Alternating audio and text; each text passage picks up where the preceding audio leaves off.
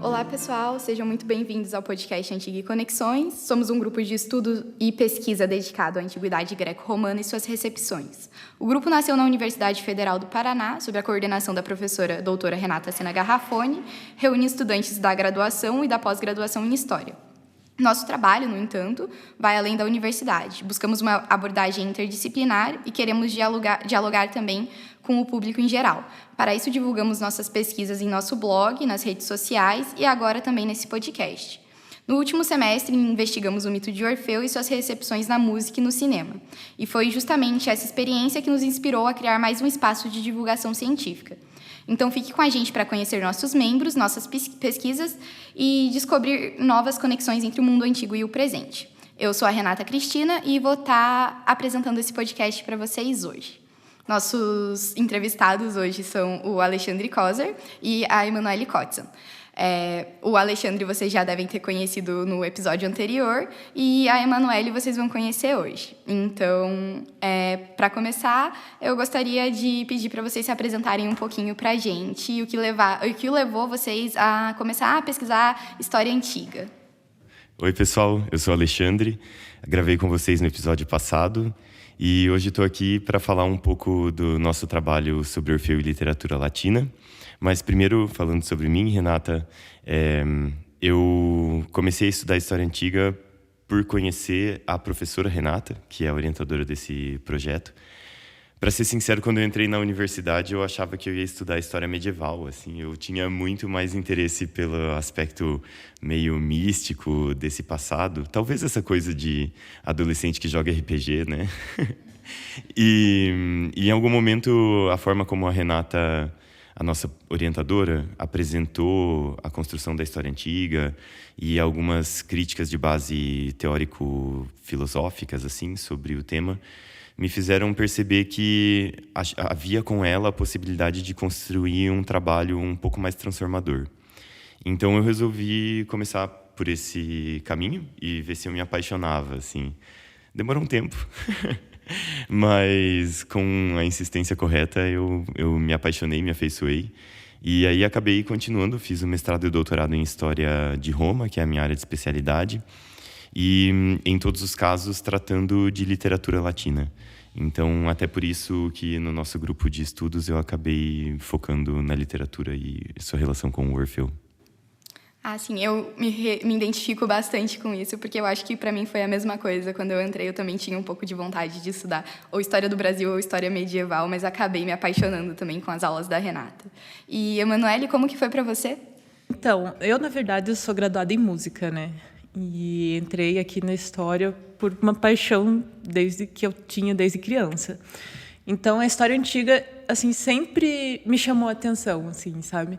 Eu sempre gostei, desde que eu era criança, que meu pai me deu uma revistinha lá de história. Eu falei, nossa, quero, né? Só que daí a vida me levou para a música, acabei tocando por alguns anos. E eu acabei indo para esse lado, vindo aqui da história, porque eu conheci a professora Renata, né, na internet mesmo. E eu já tinha meu interesse em Pompeia. Então, eu resolvi ajustar as duas coisas, né? Música e Pompeia, e, consequentemente, a antiguidade. Sim, muito legal. Antes da gente começar a falar mais sobre o tema específico das pesquisas de vocês, Alexandre, como você pesquisou o mito no Virgílio e em outros autores da literatura latina, você poderia explicar para a gente um pouquinho sobre o mito de Orfeu, falar um pouquinho dessa narrativa? Claro, claro. Na verdade, o mito, acho que a gente tem a sensação de que ele é muito conhecido, né? Mas uma parte mais difundida dele tem a ver com a morte, de fato, da amada e a descida ao inferno, né? Agora, o mito de Orfeu não é só sobre isso, né? Ele é teoricamente um poeta que alguns autores da antiguidade sugeriam que ele teria existido, de fato, embora a gente, obviamente, não tenha registros, né?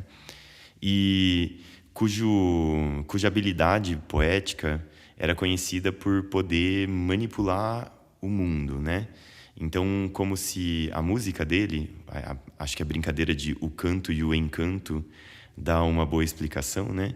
É como se ele pudesse encantar a vida para fazer com que o mundo natural obedecesse os seus desígnios, as suas vontades. E por causa disso, o Orfeu vai se alçando à fama, né? Até o momento em que, aí sim, ele encontra uma amada que fica conhecida como Eurídice posteriormente. A Eurídice teria pisado numa cobra, talvez na versão mais famosa do mito, e morrido por causa da serpente. Mas, como o Orfeu era um poeta muito hábil, ele teria encantado inclusive os deuses em permitir que ele descesse ao inferno para buscar a Eurídice. E aí ele encontra no inferno o Tártaro na versão romana, ou Perséfone, e pede ao deus do submundo a autorização para recuperar a amada. Só que a negociata com os deuses é de que sim, ele pode, porque a música dele é muito bonita. Então, de novo, a música, né, dobrando os deuses. Mas ele não pode olhar para trás para verificar que a Eurídice está andando com ele, assim. Ela tem que andar atrás dele, ele não pode olhar para trás. E conta-se nas versões mais dolorosas do mito que ela teria resvalado nas pedras. E isso ao final da jornada, quando ele já via a luz, digamos assim, do mundo normal onde nós vivemos. E aí ele olha para trás para verificar se ela está lá e vê pela última vez ela se afastando de novo dele. E aí volta a viver a vida com todos os outros mortais, mas agora muito mais sofrido. E aí vai depender um pouco da versão do mito, assim. O Ovídio, que é um grande tirador de sarro, sugere que depois que ele voltou, ele fala, bom, a partir de agora eu não quero mais saber de mulher, só de homem. E o Virgílio fica preso nessa imagem de que, porque ele está sofrendo, ele teria sido, como dos poetas, o fundador da poesia de falar sobre as dores do amor. O que colocaria Orfeu como o pai da lírica, enquanto que o Homero, por exemplo, seria o pai da épica, né? E aí, depois disso, o mito vai ser mais ressignificado, às vezes, para lembrar do Orfeu como esse lugar de um poder absoluto, mas que não é um poder físico, ou até mesmo esse lugar de viver em consonância com o mundo natural, né? Pela via justamente da música, assim. E eu vejo que os dois também têm uma relação interdisciplinar, embora o Alexandre já seja da história e você veio da música, você foi estudar literatura, né? E eu acho que quando a gente estuda recepção também, e também dentro da própria história antiga, é bastante importante ter esse diálogo com outras disciplinas, ainda mais no tema que a gente está pesquisando, que é o que vai me levar para a próxima pergunta, que é como que foi para vocês fazer essa pesquisa, como que você se envolveu com o tema de Orfeu, no caso? Olha, na verdade, eu já tinha um pouco de curiosidade sobre Orfeu. Eu nunca fui muito afeiçoado de mitologia em si, assim, apesar de ter estudado Priapo, que é um deus, ao longo da minha dissertação de mestrado. Mas no doutorado eu estudei Virgílio e ruralidade. E o Orfeu aparece em alguns textos do Virgílio, nomeadamente, como já mencionei, no texto do blog, né? Aparece nas Geórgicas e no Culex, que é uma poesia teoricamente atribuída a Virgílio. E existe digamos, essa interrogação na crítica virgiliana sobre se ele seria órfico, né? Ou se ele responderia a algum tipo de orfismo nas suas práticas. E aí, quando eu vi a oportunidade, eu falei, bom, acho que está na hora de eu encarar um pouco esse tema, assim, e a relação do orfismo com a literatura. Então, foi um pouco por isso que eu escolhi fazer o trabalho do Orfeu e me envolver por essa via, né? Que não deixa de ser uma pergunta um pouco essencial para quem estuda literatura latina, que é qual é a relação entre a literatura enquanto um ato de escrita e as práticas rituais e, né, sentimentais dessa religião pagã que envolviam a escrita, sabe? Então, acho que foi isso que me impulsionou, assim. Então, eu conhecia mais ou menos o mito de Orfeu, assim, mas muito por cima, né? Aquele básico de Orfeu e Eurídice, né? E aí eu acabei entrando meio assim, tipo, caindo de paraquedas mesmo no grupo, né, daqui, da professora Renata, e ela me incumbiu, né, de falar sobre a cultura material do Orfeu em Roma, né, na época do Império Romano. E como eu já trabalhava com Pompeia, eu já tinha algumas ideias que tinham, né, por exemplo, pinturas de Orfeu em Pompeia, existe a casa de Orfeu em Pompeia, né? Então eu falei, não, então acho que dá para eu me entregar a isso, assim, mas eu fiquei meio tensa, assim, né? Porque eu não sabia bem o que encontrar, mas assim, como tem relação com a música, assim, eu me encontrei bastante, sabe? Então, eu achei assim toda a história assim muito incrível. Eu não fazia ideia de que tinha outras maneiras de ver o Orfeu, né? Então, isso para mim foi bem legal. Sim, muito interessante. E, enfim, sobre os textos que vocês desenvolveram para o blog, vocês podem falar um pouquinho mais sobre quais temas vocês escolheram? Porque, no caso do Alexandre, foi mais pela literatura e, no caso da Emanuele, foi mais pela cultura material. Mas o que exatamente, como que foi desenvolver isso? E até mesmo com relação ao grupo, né? Porque a gente já estava planejando essas pesquisas e conversando em conjunto antes mesmo de começar a escrever e publicar esses textos. Bom, acho que a gente meio começou essa pesquisa, até a gente estava discutindo isso um pouco há um tempo, né? Como é que a gente chegou nesse problema. E uma das vias foi o filme Orfeu Negro, né? Que é uma reinterpretação da peça do Vinícius e tal. E eu acho que eu selecionei, mais ou menos, o que discuti da literatura latina a partir dessa perspectiva de pensar as reinterpretações do mito a partir das obras de arte, né? Isso porque é claro que o Orfeu aparece em vários documentos latinos, assim. Aparece como digamos, um ideal de poeta, um ideal de escritor, aparece inclusive pela perspectiva religiosa, aparece muitíssimo criticado pelos pais da igreja lá no final da Antiguidade Tardia, que vão acusar o orfismo de ser uma forma de corruptela do cristianismo, já que o Orfeu também teria morrido e renascido, etc. O que já chegou a levar, no século XIX, alguns historiadores a acharem que o Orfeu era uma espécie de via de inspiração para convencer os pagãos a acreditarem em Jesus Cristo, assim. O que é uma coisa que para a gente parece meio estranha, mas existe desde o final do século XIX essa busca, né, de tentar entender, digamos, quais seriam os caminhos simbólicos ou significantes já predispostos na cultura antiga que teriam permitido essa conversão tão potente, né, pro cristianismo. E aí o Orfeu é uma dessas vias. Mas de todas essas referências, que aí, obviamente, não seriam discutíveis para um texto assim como o do blog, em primeiro lugar, acho que o mito é o que é mais apelativo, né? Porque todo mundo quer saber e conhecer. Mas, em segundo lugar, é óbvio que, por causa de ser apelativo, né? Pelo fato de ser apelativo, o mito é também aquilo ao que mais retornaram os outros escritores e pensadores. E quando você vê Orfeu Negro, é muito evidente que ele está basicamente selecionando cada uma das alegorias do mito, cada um dos aspectos para ressignificar na obra de arte. E é claro que outros autores da literatura fizeram a mesma coisa. O Vinícius certamente não chega direto no Orfeu pelo Ovídio, por exemplo, né? E aí, sem contar que tem um fator muito curioso, né? Que é o fato de que o mito de Orfeu não é narrado pelos gregos, é narrado pelos poetas romanos. O que quer dizer que os textos do Virgílio, né, que eu já mencionei antes, são também a primeira mitografia, né, ou seja, a primeira escrita do mito dentro da literatura romana, ou dentro da literatura antiga, de um modo geral.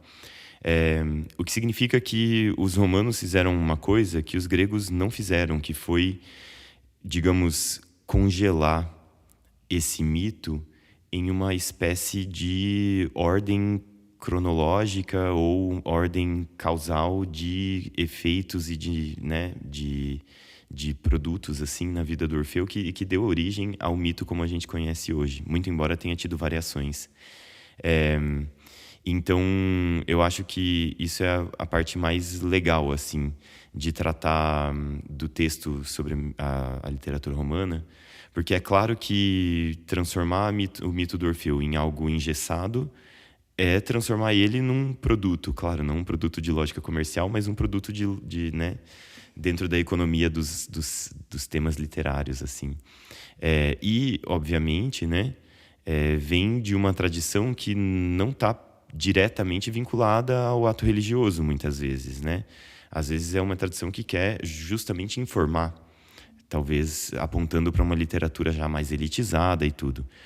Mas isso não significa que esses mesmos aspectos simbólicos do mito não fossem parte de uma cultura compartilhada com outros estratos populacionais que esses sim, de elite ou não, estavam e estariam vivendo o orfismo enquanto cultura, Então eu acho que essa ideia do mito de Orfeu, desde o Virgílio, Ovídio e o Sêneca, que foram os 3 principais autores que eu discuti no texto, ela dá essa entrada, sabe? Para qual foi a forma que primeiro escolheu se congelar as narrativas da vida de Orfeu ou a etiologia de Orfeu, Aquilo que explica a que vem a vida religiosa do orfismo. Sim. Muito obrigada, Alexandre. E você, Manu? Bom, então a minha parte foi sobre a cultura material, da aparição de Orfeu em Roma, E, assim, eu comecei com Pompeia, obviamente, que é o meu trabalho, e fui procurando e pesquisando mais assim sobre a imagem, representada em outros locais, assim. E eu fiquei assim muito surpresa em saber que o mito de Orfeu ele era, pelo menos, falado assim em muitos locais assim distantes, Então, desde o norte da África até a Península Ibérica, até ali o Egito, enfim, todos esses locais assim, da Ásia Menor ali, foram encontradas referências, de Orfeu, principalmente em mosaicos, que era uma forma de arte muito comum entre os romanos. E assim, os mosaicos eles estão preservados até hoje, assim, Então, se vê assim como era importante essa vida de Orfeu, esse mito de Orfeu, não só ali na Itália, mas enfim, todos os locais, e como isso foi difundido, para esses outros locais. E é interessante que você vê assim os mosaicos de formas distintas, no caso assim, sempre o mesmo tema, principalmente junto com os animais, Orfeu com os animais especificamente. E a maneira como ele era retratado, por exemplo, em lugares como na Ásia Menor, a própria feição, o rosto dele era como dos povos de lá, Então tem essa diferença. As escritas são escritas que não eram em latim, Então você vê como isso realmente foi para frente, assim, E como isso era importante para todos ali do local ali onde foi o Império Romano, Então isso foi muito muito legal assim de ver. Eu não fazia ideia de que ele era tão pop, assim. E a referência que eu peguei foi assim imprescindível, que foi um livro chamado The Image of Orpheus in Roman Mosaics. Me desculpe o inglês. Eu não vou lembrar agora o nome da autora, mas foi uma tese de doutorado dela. E assim, foi essencial, assim, esse livro é incrível porque mostra todos os animais, todos retratados, como eram retratados as vestes do Orfeu, Então é uma coisa assim muito rica que ela fez, sabe? Um estudo muito rico. E você fica fascinado assim pela quantidade de referências que tem pelo mundo, assim, desde a Tunísia, até a França, Espanha, Eu achei tudo muito incrível, então foi muito importante e muito rica essa pesquisa que foi feita. Sim, eu acho que o que os dois pontuam é muito interessante, tanto quando o Alexandre vai falar sobre essa questão da literatura que nos ajuda a ter essa imagem do Orfeu que vai chegar até hoje, até essas imagens do próprio Orfeu com os animais, e essa questão do filme também, porque o que aparece nesse filme que a gente está estudando é um Orfeu que também está cercado pelos animais ali dentro da própria representação do filme, o que é muito interessante porque nos remete a essas imagens, mas também traz muitos elementos que estão ali na mitologia, que foi essa parte que chegou para a gente mais da escrita ali da mitologia. E a figura continua circulando hoje em dia, então eu acho que da antiguidade é uma das que talvez as pessoas, por mais que não conheçam a literatura antiga, conhecem a figura de Orfeu porque ela chega de alguma forma em outras formas de representação, seja pelo filme, pela música, pela arte, enfim. Então, isso é muito interessante. De fato, tem tudo a ver com o que a gente faz aqui no nosso blog, que é pesquisar essas recepções e essas outras aparições da antiguidade dentro de outros contextos. Enfim, eu acho super legal. E para a gente concluir essas perguntas, tem uma pergunta para os dois, né, que é sobre o porquê que você acha importante estudar a história antiga no Brasil hoje. Acho que tem muitos motivos para se estudar a história antiga no Brasil. Mas talvez o principal deles é que nós não nos formamos enquanto sujeitos, assim, a partir do nada, né? A gente existe dentro de uma sociedade que compartilha discursos e ideias e signos e, enfim, todo um arcabouço assim, de objetos da linguagem, digamos assim, ou de significantes de um modo geral, né? Que nos ajudam a nos formar enquanto pessoa. E claro que esses significantes todos, eles vieram de cadeias de ressignificação e de atribuição de sentido e de uso, de fato, desses sentidos para produzir as novas realidades que nós produzimos ao longo da diacronia, né? Ao longo de todo o trajeto da história. Eu acho que estudar a antiguidade é muito importante para nós brasileiros porque a antiguidade faz parte da nossa história. Obviamente não de maneira contígua, né? Não porque nós nascemos na mesma terra onde os romanos pisaram, mas porque ao longo de grande parte da nossa história, nós, enquanto sociedades, fomos expostos e escolhemos nos expor a um universo de ideias e valores que foram importantes para nos constituir. O que quer dizer que olhar para todo esse arcabouço do passado e repensar ele é também uma via de fazer as pazes com o nosso passado ou de encontrar soluções para problemas que a gente não via, às vezes, nem como problema, ou às vezes não via solução para eles ou via como naturalizados, né? É claro que, em certa medida, o valor da história antiga é o valor da história de um modo geral. Mas o aspecto especial da antiguidade é a importância, né, o impacto gigantesco que ela teve ao longo da nossa trajetória cultural, ideal e assim por diante. Seja na formação de ideais e princípios filosóficos ou políticos, ou mesmo na formação de alguns arcabouços artísticos, assim, né? Como o próprio mito de Orfeu, ou como outros, por exemplo, né? Já que falamos de Virgílio, por que não pensar no arcadismo da literatura de Minas Gerais do século XVIII, né? Então, eu acho que esse em específico é o poder da história da antiguidade, sabe? E estar disposto a repensar isso é viver uma viagem, né? Uma viagem, é uma recolocação de si mesmo constantemente no mundo. E acho que acaba sendo uma contribuição enorme para todo mundo, de qualquer maneira, desde a escola onde eu trabalho até a vida cotidiana ou a universidade onde nós estamos agora. Tá certo, muito obrigada. Eu concordo muito com o Alexandre, assim, eu acho que é extremamente importante a gente saber, de alguma forma, a nossa história, né? A história da nossa humanidade, digamos assim, né? Num conceito mais geral. É importante a gente saber que nós não somos os únicos nesse mundo e que existiam pessoas e povos incríveis. Às vezes a gente tende a pensar que as pessoas sejam mais velhas que a gente, ou sejam da antiguidade em si, eram mais leigas, né? E quando a gente começa a estudar a história antiga, a gente percebe que, cara, como é que eles conseguiram fazer certas coisas assim que hoje a gente ainda não sabe como eles conseguiram, né? Seja por nossas próprias experiências, enfim.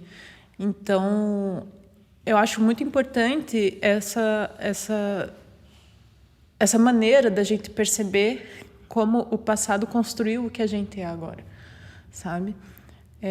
Como eles pensavam, que nem o Alexandre falou, sua filosofia, inclusive a parte artística, né? Como eles viam a arte, o que eles sentiam com a música, o que significavam os mitos para eles, né? Então, eu acho importante que isso venha até nós, assim, sabe? Para a gente ter uma noção da diferença e, ao mesmo tempo, de como a gente se conecta a isso. Sim. Sabe? Eu acho bastante interessante porque, de fato, a gente não está completamente isolado disso. Afinal de contas, como a gente falou, com o filme que a gente pesquisa é uma adaptação feita aqui no Brasil. Então, a gente está sempre em diálogo com essas temporalidades e esses outros locais, por mais que a gente não esteja diretamente, como o Alexandre colocou, no mesmo território onde estava o Império Romano.